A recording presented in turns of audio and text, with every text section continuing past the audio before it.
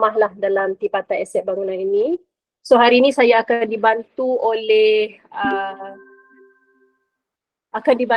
facilitator Surveyor Abdul Nizam Abdullah Sani dan saya sendiri, Engineer Teknologi Salawati binti Salan. Kami akan membentangkan tajuk bab E penilaian aset bagi modul yang ketiga.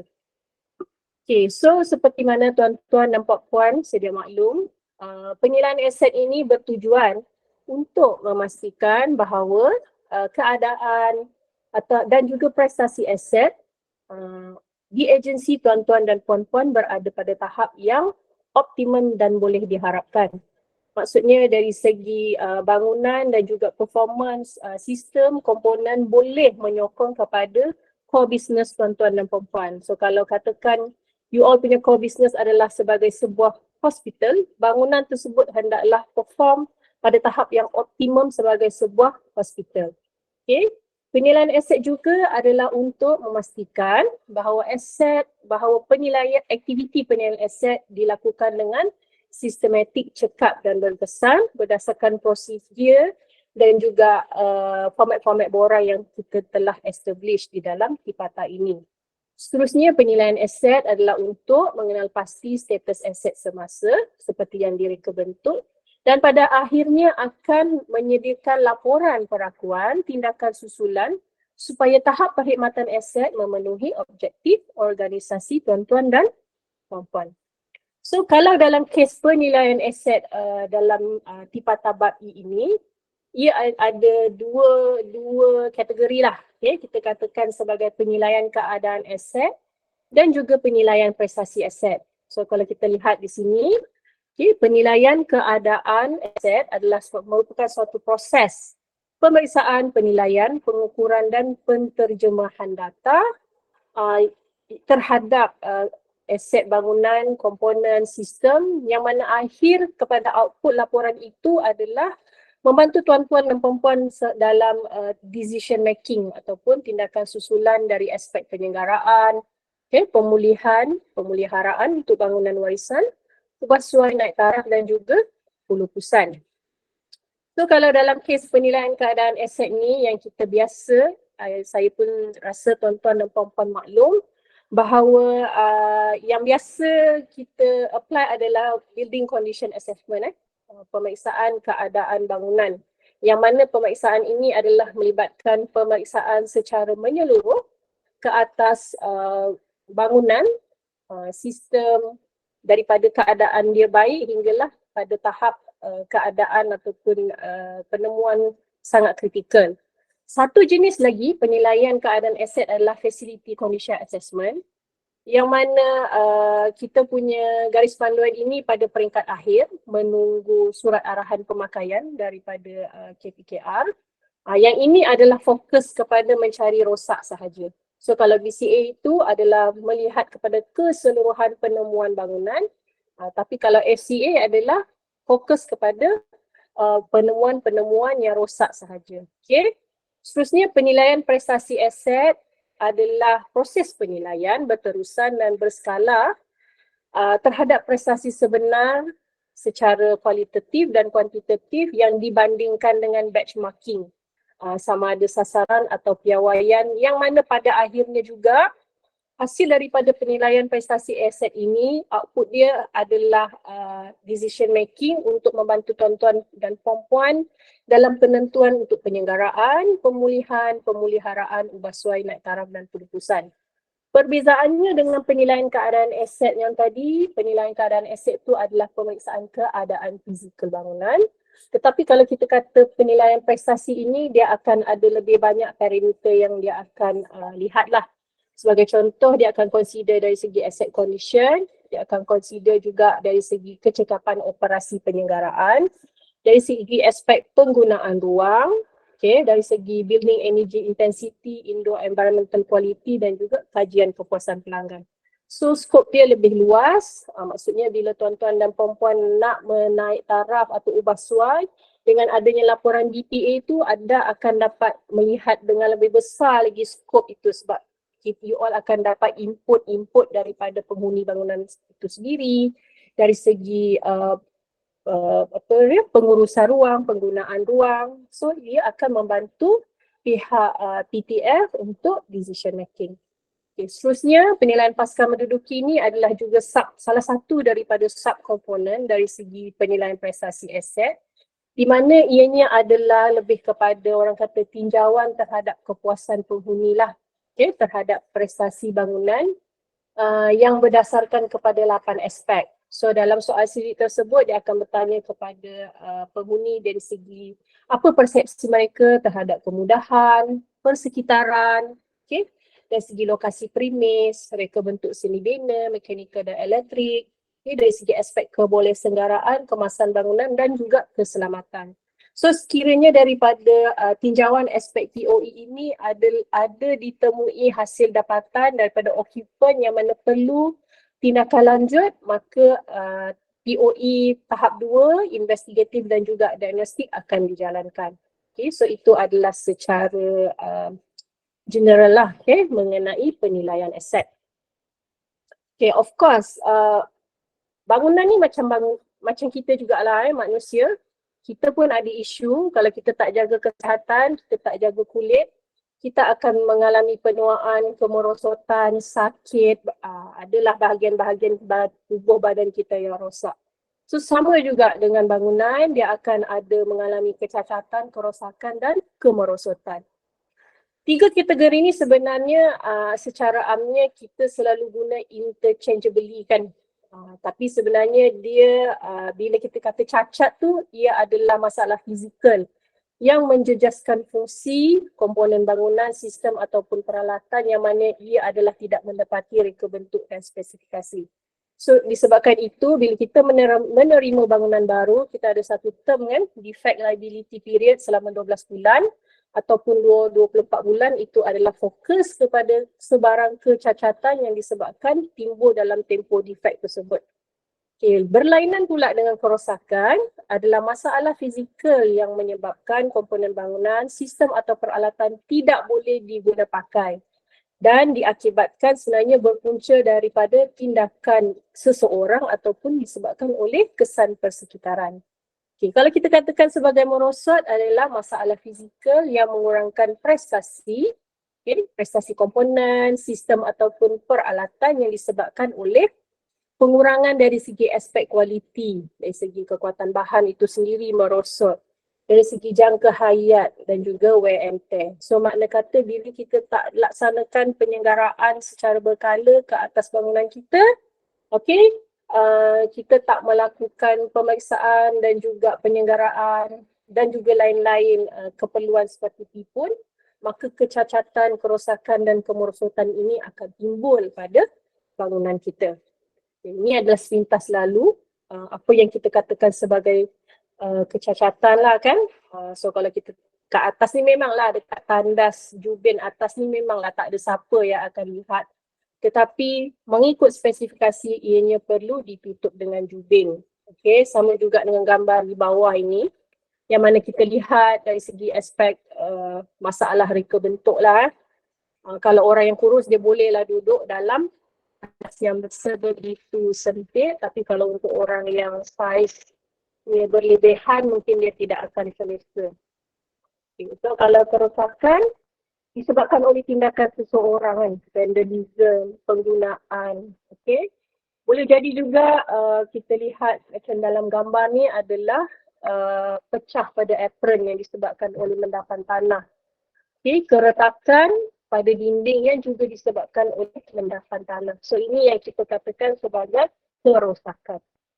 Okay, kemerosotan sebagaimana yang saya dah terangkan tadi disebabkan oleh penyusutan terhadap kualiti bahan, jangka hayat, wear and tear. So ianya biasanya berlaku bila kita tidak menjaga fasad bangunan, kita biarkan saja setiap 10 tahun kita tak cat semula dan kita akan nampaklah kemerosotan bangunan itu akan berlaku dengan lebih cepat. Okay, ini adalah dari segi graf untuk kemerosotan asset performance lah.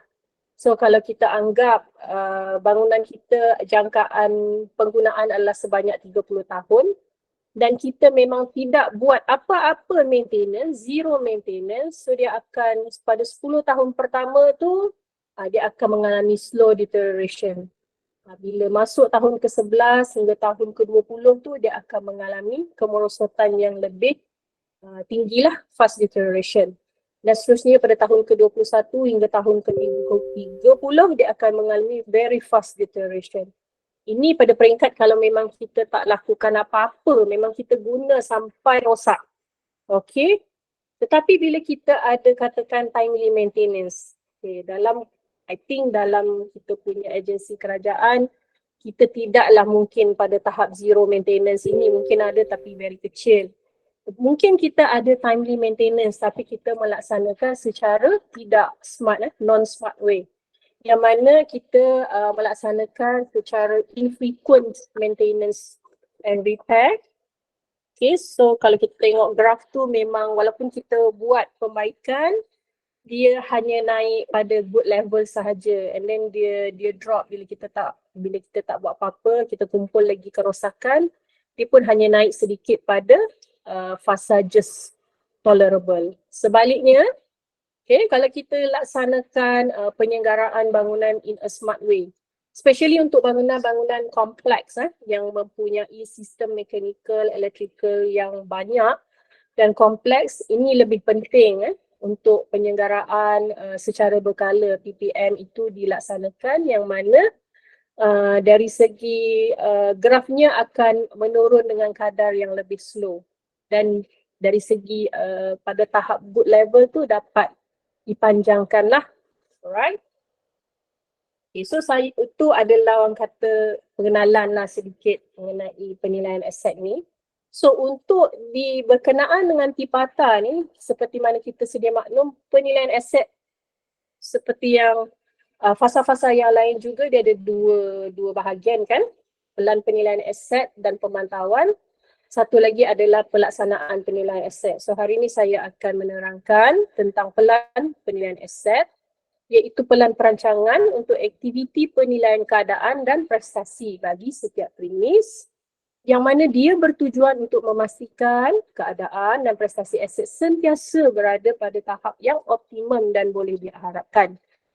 Dia perlu dilaksanakan pada setiap tahun bagi setiap premis mengikut keperluan dan bergantung juga kepada polisi PSPAO. Okey, di peringkat mana? Di peringkat premis pada daerah, premis pada negeri, pada wilayah, premis pada jabatan sehinggalah premis pada kementerian oleh pegawai teknikal fasiliti yang bertanggungjawab dan mengikut proses kerja yang telah ditetapkan mengikut garis panduan yang tertentu. Okay, so ini adalah carta prosedur yang biasa kita go through lah kalau kita mau buka pada fasa bab E dalam TIPATA. So izinkan saya pergi kepada detailing dia. Okay, secara umumnya seperti mana fasa-fasa yang lain, pegawai pengawal akan mengarahkan pegawai Technical Facility Agency untuk menyediakan pelan penilaian aset dan bajet tahunan. So arahan ini akan berlaku pada sekitar Mei setiap tahun, dan PTF yang bertanggungjawab akan menerima arahan tersebut dan seterusnya mengarahkan pegawai inspektorat fasiliti untuk melaksanakan penyediaan pelan dan bajet tahunan. So ini termasuklah dengan keperluan untuk mengendalikan mesyuarat penyediaan P&A dan bajet tahunan. KPIF dan PTF akan memanggil agensi-agensi di bawahnya untuk menguruskan macam mana pelan penilaian aset ini perlu disediakan. Okay, so P&A yang disediakan adalah untuk satu daftar premis pada setiap tahun. So dekat sini tuan-tuan dan puan-puan PTF dan PIF perlu mengenal pastilah pelaksanaan penilaian aset ini perlu dilaksanakan secara dalaman ke atau secara luaran. Apa jenis penilaian aset nak dilaksanakan? BCA ke, FCA ke, BPA ke, POE ke? You kena kenal pasti dah pada peringkat penilaian aset ini. Okay. So bajet tahunan juga perlu dikenal pasti yang melibatkan kos operasi untuk kerja-kerja penilaian aset. So kalau katakan you all decide nak laksanakan secara perunding, maka kos pelantikan perunding perlu diambil kira, dimasukkan dalam pelan penilaian aset. Kalau nak laksanakan secara dalaman ataupun melalui JKR, kos-kos tersebut juga perlu diambil kira, contohnya kos perjalanan, kos pemeriksaan, kos penginapan. Kalau katakan agensi laksanakan secara by task force, mungkin premis itu di negeri lain tapi task force itu dikumpulkan dari beberapa pegawai teknikal di kementerian dan juga di agensi, maka keperluan-keperluan kos penginapan perjalanan ini perlu diambil kira, termasuklah kos pembelian peralatan jika perlu.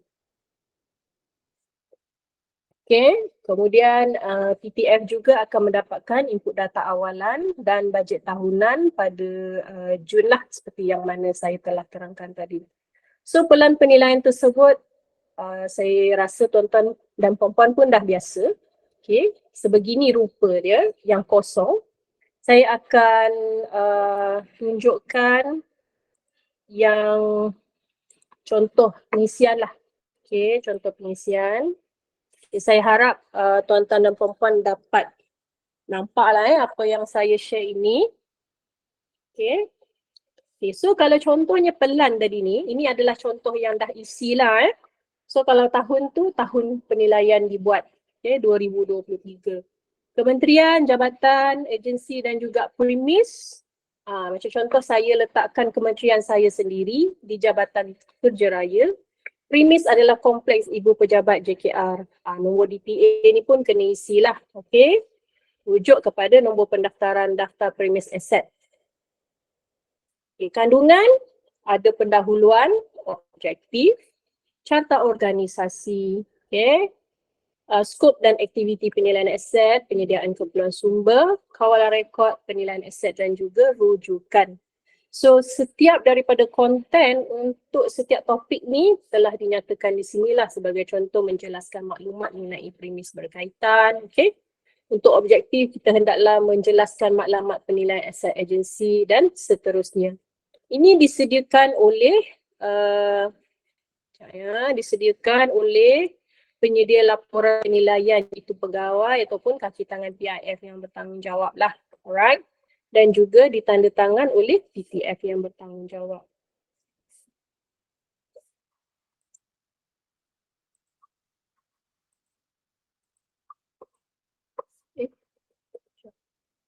Okay.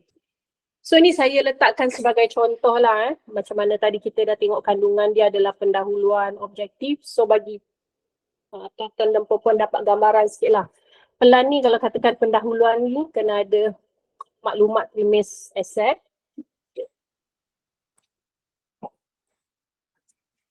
Okay. So dia ada nama premis, okay, nombor daftar, siapa pemilik bangunan, alamatnya di mana, kementerian apa nama blok di dalam premis tersebut. Macam contoh ibu pejabat Jabatan Kerja Raya ada blok A, B, C, D lama, ada blok F dan juga Menara Kerja Raya. Luas lantai kasar, ini sepatutnya saya letak juga blok A berapa luas lantai kasar, blok B berapa luas lantai kasar. Okay, sebab maklumat-maklumat ini nanti akan membantu tuan-tuan dan puan-puan untuk proses yang seterusnya lah dalam permohonan untuk penilaian aset nanti. Pegawai pemeriksa bangunan atau pegawai penilaian teknikal akan meminta maklumat yang sama. Jadi adalah lebih baik pihak agensi menyediakan terlebih dahulu maklumat-maklumat ini. Okay, tahun siap bina dan jenis penyelenggaraan sedia ada. Okay, so kalau contoh objektif, pelan penilaian aset bagi premis ini disediakan bertujuan untuk merancang aktiviti tahunan dan juga untuk menentukan skop, aktiviti keperluan sumber dan anggaran kos yang terlibat. Ini hanyalah contoh, contoh minima. Tuan-tuan boleh ubah mengikut kreativiti masing-masing, hanya sebagai gambaran sahaja. So kalau kita kata pada topik yang ketiga, carta organisasi dan pelan komunikasi, okay, tuan-tuan dan puan-puan hendaklah mengisilah struktur penilaian aset di premis ni. Kalau sebagai contoh di Jabatan Kerja Raya, kompleks ibu pejabat, PTF-nya adalah pengarah CSFB. Dan letaklah nama dia, okay, engineer XXX lah. Okay, PDF, pegawai daftar adalah juruterawam penguasa kanan, bahagian fasiliti bangunan AM2.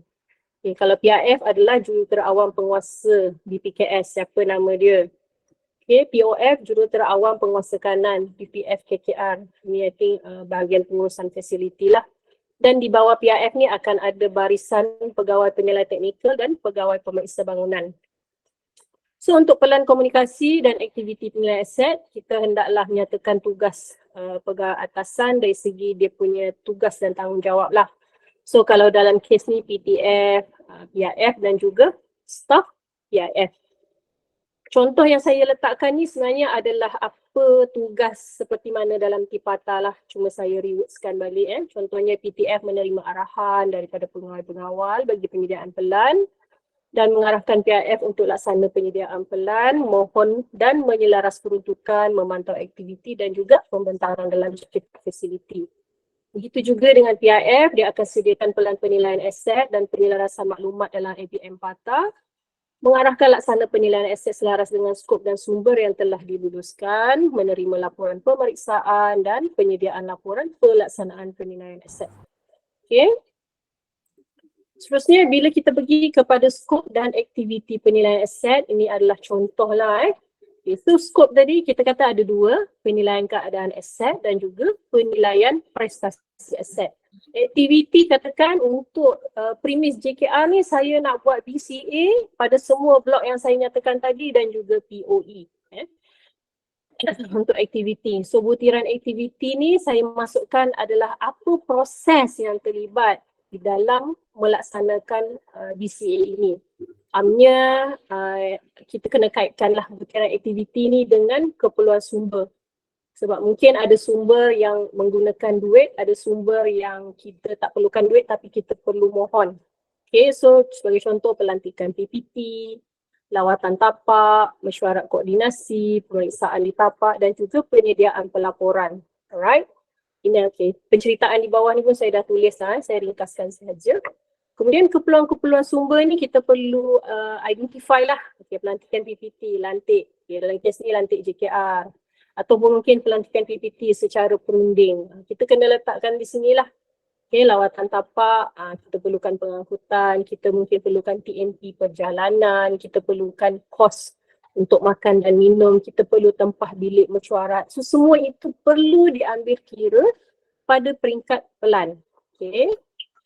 Sama juga dari segi tempoh pelaksanaan, kita kena rancang lah bulan berapa kita akan keluarkan PPT, bulan bila kita akan mengadakan lawatan tapak dan seterusnya, pelaksanaan dan penyediaan laporan.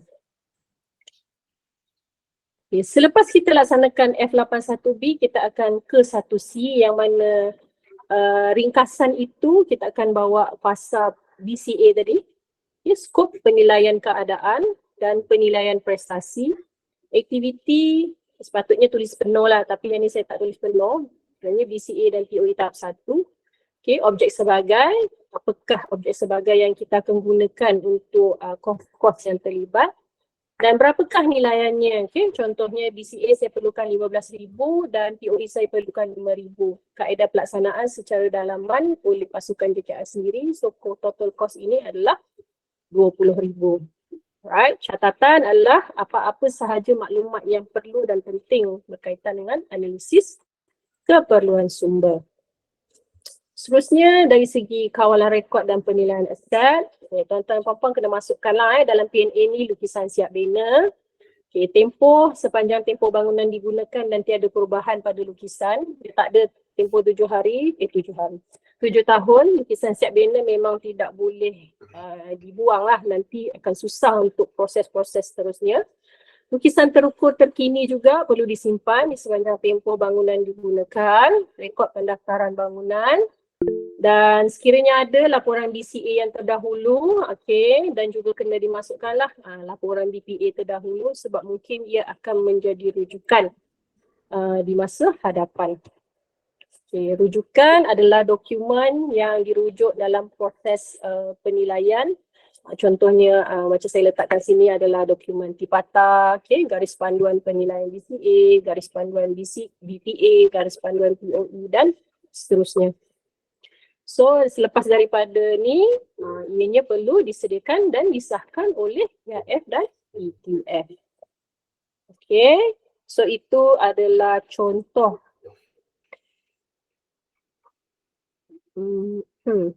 Sekejap ya, mana pula slide saya tadi.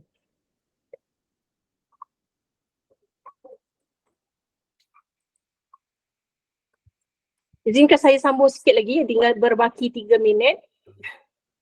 Sebab masa itu sangat emas. Di kala-kala petang ini. Okay. So bila kita dah, bila premis-premis tersebut telah menyediakan PNA masing-masing, maka PIF akan mengumpul dan menyelaraskan maklumat PNA ke dalam ABM PATA. Alright, so PTF akan menyelaraskan dan menyerahkan ABM PATA kepada pihak perbendaraan pada Mac tahun yang berikutnya. Permohonan peruntukan kepada perbendaharaan. Ini proses seperti biasalah. Setelah kita terima peruntukan, kita akan selaraskan peruntukan yang diperolehi, selaraskan juga kita punya pelan penilaian aset berdasarkan peruntukan ABM PATA yang diterima. So kalau katakan saya minta tadi laksana BCA dengan POE tapi yang lulus hanya 15,000, maka POE saya tak buat, saya buat BCA sahaja. Okey, laksana penilaian aset.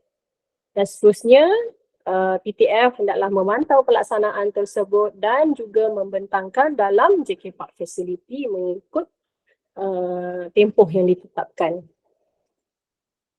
Okey, itu sahaja untuk part saya pada hari ini. Ada apa-apa soalan susulan ataupun izinkan saya lihat pada bahagian chat.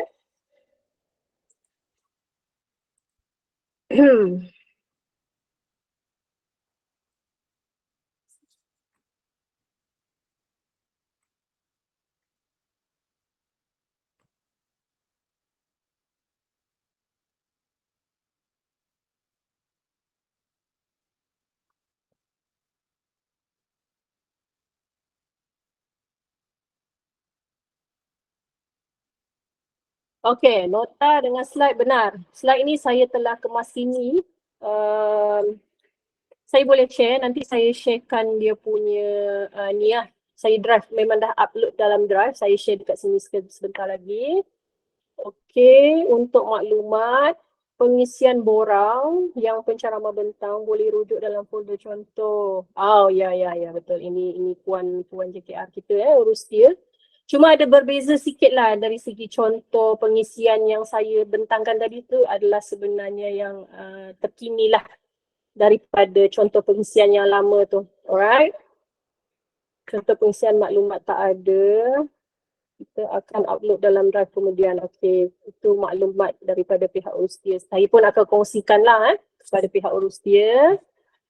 Okey. Okey, terima kasih. Ada apa-apa soalan lagi tak sebelum saya pass kepada pihak urus dia?